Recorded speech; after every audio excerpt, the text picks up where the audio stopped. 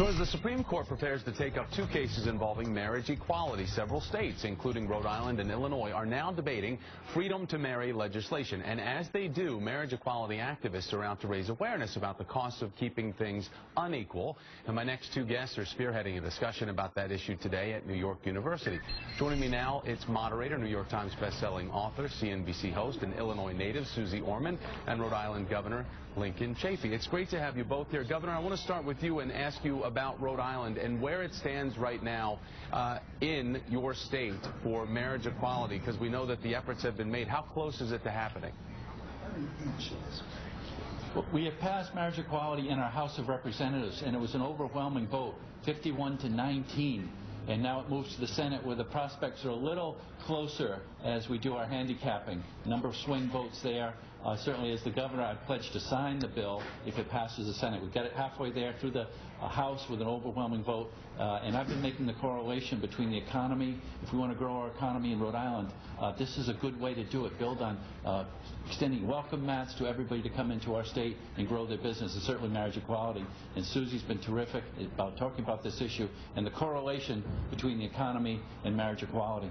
Suze, as we talk about that correlation, as a numbers expert, explain what the cost differentials are as we look at heterosexual married couples versus same-sex married couples and the big differences that exist.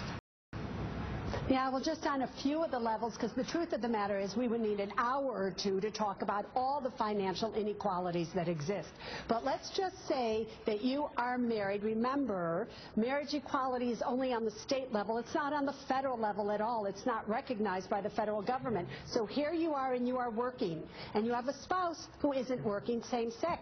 And now you want to cover him or her on your health insurance premiums. Guess what? They are going to have to pay income taxes on the cost of those insurance premiums. Heterosexual couple would not have to do that. There are estate tax implications, again, income tax implications, Social Security implications, all kinds of ways where straight couples get breaks, homosexual couples do not, which in the long run costs the economy, because money that's going into extra taxes, right, into these extra expenses, could be going into the economy to benefit everybody. Suze, I know you did a special on this last summer on CNBC, and kind of the big head scratcher out of this was that gay and lesbian couples pay more in this country to be treated unequally. Yeah, so does that make any sense? It doesn't make any sense anymore. Listen, we are 2013, and the time has come now that DOMA is ended, that everybody is treated equal. There should be no financial inequalities anywhere. There should be no emotional inequalities. As the governor will tell you, he not only considers this a civil rights issue, but it also is a financial issue as well. So this is the time now, starting in March, when we're going to hear these arguments start in the Supreme Court, that hopefully we can get everybody on board to understand that everybody financially, in my opinion, is being hurt by this, not just gay couples. Governor, I want to give you the last word, and you talked about how the economic is tied into the overall equality message for Rhode Island. Have those economic factors, or that argument, part of the argument in the debate, has it resonated with elected leaders in Rhode Island?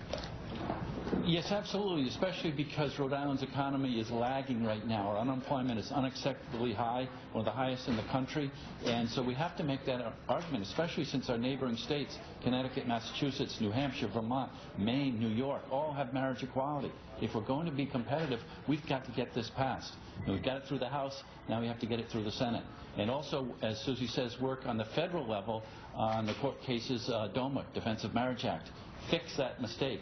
So these are all good ways to build our economy, I believe. Again, we're going to extend the welcome mat, be tolerant. We have the talent, we have the technology. Now we just have to have the tolerance. And the Supreme Court takes it up coming up next month. I want to thank both of you. Really great to have both of you on. Yes. CNBC's Suze Orman, Rhode Island Governor Chafee. Again, my thanks to both of you. That's going to wrap things up.